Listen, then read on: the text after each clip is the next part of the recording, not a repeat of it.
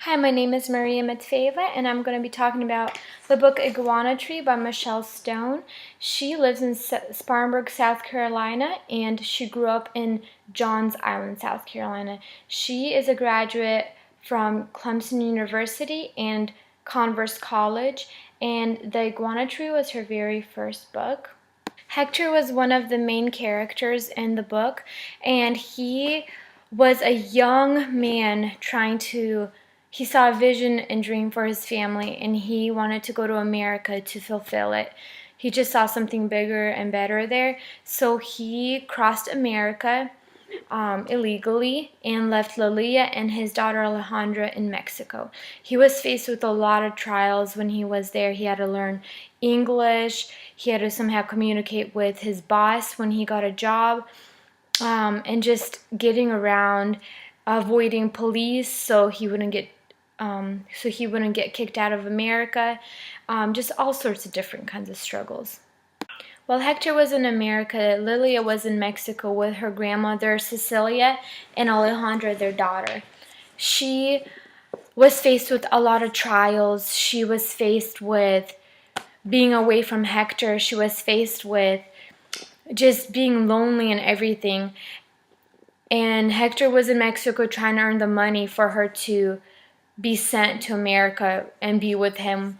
And Emmanuel, her ex-boyfriend, came to the rescue. He wanted to comfort her and take care of her, and he offered her a deal that I don't know if she could resist. He offered to pay for her coyote to transfer her and Alejandro to America.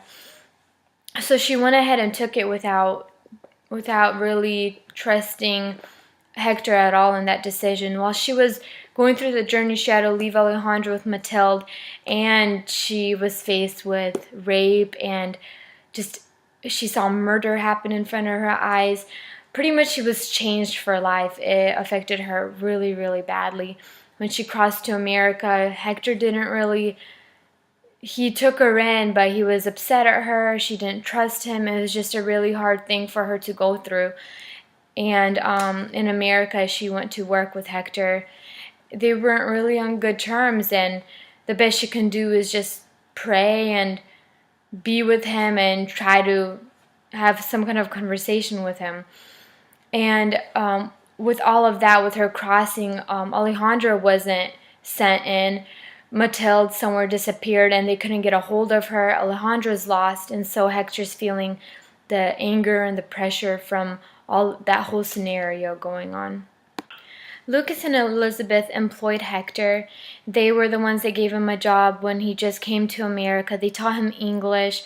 They helped him in so many ways, trying to help with Alejandra when they found out that she was lost, and giving Lilia a job and Miguel a job. Lucas, he also faced struggles with losing his leg. He was about to give up his farm and all his trees, but then Hector came to the rescue, and he started helping him just pull weeds, plant trees, sell trees. He was just a big part of his life at the moment, and they were a huge help in everything that they needed help with. To conclude this video, at the beginning of the book, each character faced trial after trial. They went through so much with their families, with everything they saw. Lilia crossing, Hector crossing, Alejandra getting lost within everything, and them not finding her at the end of the book. And then also Miguel getting in the accident. They just went through so much together, and all for just finding a better life. This book is all about trusting and loving no matter what. When life changes you and throws things at you, you have to keep going and you have to stay strong. And that's exactly what these characters, every single character, has done in their life, and is such a good example. When Hector and Lilia, when they realized Miguel got into a car accident because of Hector's truck, pretty much they were torn, so torn, and that was the point where they didn't know what to do.